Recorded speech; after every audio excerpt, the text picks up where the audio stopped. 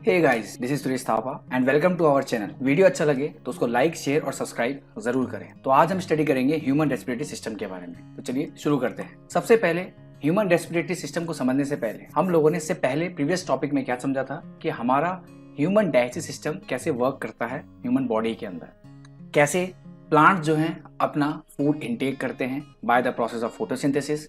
ऐसे ही एक next process है ह्यूमन बॉडी का जिसको हम रेस्पिरेशन बोलते हैं। सबसे पहले हम बेसिक सी डेफिनेशन समझेंगे रेस्पिरेशन की। The process of releasing energy from food is called respiration. जब फूड में से एनर्जी रिलीज होती है तो उसको हम लोग रेस्पिरेशन कहते हैं। रेस्पिरेशन जो प्रोसेस है उसमें ऑक्सीजन सेल्स तक पहुंचता है। जब ऑक्सीजन सेल्स में पहुंच जाता है तो वहां पे खाना बर्न होता है और खाना बर्न होने के बाद तीन चीजें रिलीज करता है। और वो तीन चीजें कौन कौन सी हैं? पहला है कार्बन डाइऑक्साइड, दूसरा है वाटर और तीसरा है एनर्जी। ये आप देख सकते हैं फूड और ऑक्सीजन जब ये कंबाइन होते हैं सेल के अंदर तो वहां पे खाना बर्न होता है, कार्बन डाइऑक्साइड, वाटर और एनर्जी रिलीज होती है।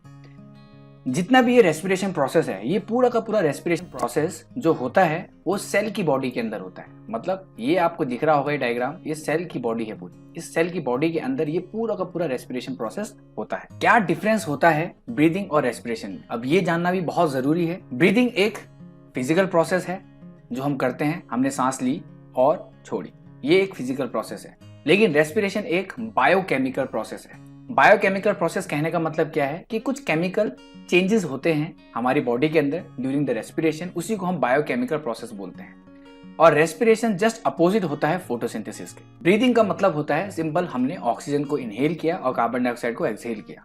लेकिन रेस्पिरेशन का मतलब होता है ये एक कॉम्प्लेक्स प्रोसेस है जिसमें फूड का ऑक्सीडेशन होता है और एनर्जी रिलीज होती है। उसी एनर्जी से हम लोग वर्क करते हैं। और ये जो एनर्जी होती है ये एटीपी मॉलिक्यूल के रूप में जो होता है वो रिलीज होती है। एटीपी का मतलब क्या होता है? एटीपी का मतलब होता है एडेनोसिन ट्राइफॉस्फेट, और ये बहुत ही हाई एनर्जी होती है। इसको और अच्छे से समझते हैं। जब कभी भी हम लोग रेस्पिरेशन प्रोसेस करते हैं तो हमारे सेल के अंदर ऑलरेडी एक चीज प्रेजेंट होती है जिसको हम बोलते हैं एडीपी। एडीपी का फुल फॉर्म क्या होता है? Adenosine diphosphate. और ये लो एनर्जी होती है बहुत ज्यादा। जब ये फॉस्फेट और एनर्जी इसमें कंबाइन होते हैं रेस्पिरेशन प्रोसेस के दौरान तब ये एटीपी बनाते हैं जिसकी एनर्जी बहुत ज्यादा हाई होती है। और ये पूरे के पूरे जो जितने भी एटीपी बनते हैं ड्यूरिंग द रेस्पिरेशन ये हमारी बॉडी के सेल्स के अंदर प्रेजेंट होते हैं और स्टोर्ड होते हैं। जब हमारी बॉडी को एनर्जी चाहिए होती है तब ये एटीपी ब्रोक डाउन हो जाता है और एडीपी फॉस्फेट और एनर्जी रिलीज करता है। और तब जाके हम लोग हमारे फंक्शंस हैं जैसे contraction of muscles, conduction of nerve impulse, synthesis of protein, ये एक्टिविटीज करते हैं। डायग्राम के जरिए हम और अच्छे से जानते हैं कि ये ह्यूमन रेस्पिरेटरी सिस्टम के कौन कौन से ऑर्गन होते हैं और ये कैसे वर्क करते हैं। तो सबसे पहला पार्ट जो होता है वो होता है नजल कैविटी, दूसरा होता है फायरनेक्स, तीसरा होता है लायनेक्स, चौथा होता है ट्रैकिया, पांचवा ब्रोंकाई, छठा लंग्स और सातवां रेस्पिरेशन जो प्रोसेस होता है वो हमारे नोस्ट्रिल से शुरू होता है। यहाँ से ऑक्सीजन अंदर जाती है। जब ऑक्सीजन अंदर जाती है और वो ब्लड में मिलती है तो उसको हम लोग उसे ऑक्सीजनेटेड ब्लड बोलते हैं। वो ऑक्सीजनेटेड ब्लड हार्ट में जाती है। हार्ट के बाद वो ऑक्सीजनेटेड ब्लड पंप होकर जाता है पूरी की पूरी बॉडी में। और डीऑक्सीजनेटेड ब्लड का मतलब क्या है? जिस ब्लड में कार्बन डाइऑक्साइड डिसॉल्व होती है उसको हम डीऑक्सीजनेटेड ब्लड बोलते हैं। ह्यूमन गैस एक्सचेंज प्रोसेस को और बेहतरीन तरीके से समझते हैं। ये लंग्स है। लंग्स जब कभी भी हम लोग सांस लेते हैं तो सिर्फ और सिर्फ ऑक्सीजन हमारी बॉडी के अंदर नहीं जाती। हमारी बॉडी के अंदर मिक्सचर ऑफ गैसेस जाते हैं, लेकिन हमारी बॉडी के अंदर जो लंग्स है, लंग्स में जो एल्वेलाइज हैं वो सिर्फ और सिर्फ ऑक्सीजन को एब्जॉर्ब करते हैं, बाकी गैसेस वापस बाहर निकल जाती हैं। जब वो हमारे लंग्स के अंदर जाती हैं तो वो ऑक्सीजन हमारे ब्लड सेल्स में जाके मिल जाती है, तब उसे हम ऑक्सीजनेटेड ब्लड बोलते हैं। और वो वहां से लंग से वो कहाँ जाती है? ह्यूमन हार्ट में जाती है। अब जब ह्यूमन हार्ट में जाती है उसके बाद ह्यूमन हार्ट उसको पंप करता है और वो वेरियस ऑर्गन तक जाता है। ये ऑर्गन आपको दिख रहा होगा, लिवर, किडनी और ये स्टमक, ये डिफरेंट ऑर्गन तक जाता है। और जब यहाँ पे खाना ऑक्सीडाइज होता है और एनर्जी रिलीज होती है तो वहां पे कार्बन डाइऑक्साइड भी बनता है जो कि मैंने आपको बताया वेस्ट प्रोडक्ट होता है। ये कार्बन डाइऑक्साइड वापस हमारे ब्लड सेल्स में जाके डिसॉल्व हो जाता है जिसको हम लोग डीऑक्सीजनेटेड ब्लड बोलते हैं, क्योंकि इसमें कार्बन डाइऑक्साइड की प्रेजेंस होती है, डिसॉल्व होता है। ये जाता है वापस ऑर्गन से, कहाँ जाता है, हमारे ह्यूमन हार्ट में, और ह्यूमन हार्ट इसको पंप कर कर वापस भेजता है कहाँ, लंग्स में, और लंग्स से ये कहाँ निकल जाती है, बाहर। इसको और डीप समझने के लिए एक और डायग्राम का स्ट्रक्चर हम समझेंगे। ये है हमारे लंग्स। अब इस लंग्स में जो आप लोगों को ये ब्रांचेस लाइक स्ट्रक्चर दिख रहे हैं, ये सारे के सारे ब्रांचेस लाइक स्ट्रक्चर दिख रहे हैं आपको, हर जगह आपको दिख रहे होंगे ब्रांचेस लाइक स्ट्रक्चर। इस ब्रांचेस लाइक स्ट्रक्चर में ये जो आपको पोर्शन दिख रहा है, इसको हम बोलते हैं एल्वेलाई। अब इस एल्वेलाई को अगर हम थोड़ा सा और एनलार्ज करके देखें तो इस एल्वेलाई में आपको बहुत सारी कैपिलरीज दिख रही होंगी। इसमें जो आपको ये ब्लू वाला दिख रहा है, ये पल्मोनरी आर्टरी है, और ये जो रेड वाला दिख रहा है आपको, ये है पल्मोनरी वेन।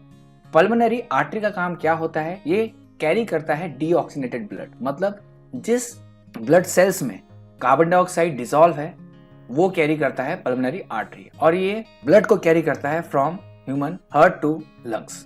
दूसरा है pulmonary vein. Pulmonary vein carry करता है ऑक्सीजनेटेड ब्लड, ये जो आपको रेड वाला पोर्शन दिख रहा होगा, ऑक्सीजनेटेड ब्लड ये कैरी करता है ब्लड को lungs to human heart. Types of respiration दो प्रकार के होते हैं। पहला होता है एरोबिक रेस्पिरेशन, जो कि ऑक्सीजन की प्रेजेंस में होता है। दूसरा होता है एनारोबिक रेस्पिरेशन, जो कि कार्बन डाइऑक्साइड की प्रेजेंस में होता है। इसको और अच्छे से समझेंगे। The breakdown of glucose in the presence of oxygen, जैसे कि मैंने आपको बताया पीछे, the breakdown of glucose in the presence of oxygen, उसको हम बोलते हैं एरोबिक रेस्पिरेशन। और ये प्रोसेस जो होती है, ये कहाँ होती है, माइटोकॉन्ड्रिया के अंदर होती है। प्रोसेस के दौरान सबसे ज्यादा जो एनर्जी रिलीज होती है वो कितनी रिलीज होती है, 38 ATP। 38 ATP एडेनोसिन ट्राइफॉस्फेट जो होती है रिलीज होती है, जो कि एनर्जी का एक फॉर्म है। अब दूसरा, the breakdown of glucose in the absence of oxygen. यहाँ ध्यान से देखिए, in the absence of oxygen, इसको हम लोग क्या बोलते हैं, एनएरोबिक रेस्पिरेशन बोलते हैं। जब कभी भी हम लोग हैवी फिजिकल एक्सरसाइज करते हैं, जैसे हम लोग जिम गए, जिम में हम लोगों ने बहुत ज़्यादा हैवी फिजिकल एक्सरसाइज कर ली, या हम लोगों ने रनिंग कर ली, या फिर हमने बहुत ज़्यादा एक्टिविटीज़ कर ली, हैवी एक्टिविटीज़, फिजिकल एक्टिविटीज़, तब हमारी बॉडी में एनएरोबिक रेस्पिरेशन होता है।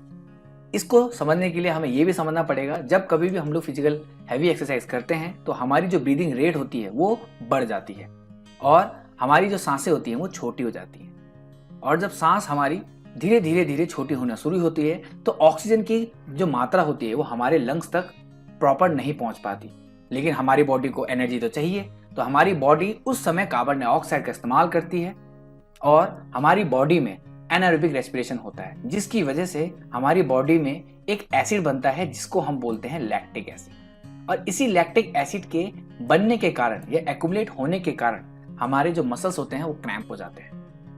आपने देखा ही होगा, जब कभी भी हम लोग ज़्यादा फिजिकल एक्सरसाइज करते हैं, हैवी फिजिकल एक्सरसाइज करते हैं, तो हमारे मसल्स खिंच जाते हैं। इसी को हम लोग क्या बोलते हैं, मसल्स क्रैम्प बोलते हैं। और ये क्यों होता है, एनारोबिक रेस्पिरेशन की वजह से होता है, लैक्टिक एसिड के एक्युमुलेट होने की वजह से। इसको और अच्छे से समझते हैं। ये ग्लूकोज है। ग्लूकोज में कितने कार्बन है, 6 कार्बन मॉलिक्यूल हैं, और ये सेल के अंदर है, साइटोप्लाज्म में। ये एक प्रोसेस होता है जिसको हम बोलते हैं ग्लाइकोलिसिस। ग्लाइकोलिसिस एक ऐसा प्रोसेस है जब ग्लूकोज कन्वर्ट हो जाता है पाइरूवेट में। किसमें कन्वर्ट हो जाता है, पाइरूवेट में। और पाइरूवेट में कितने कार्बन होते हैं, 3 कार्बन मॉलिक्यूल होते हैं प्लस एनर्जी।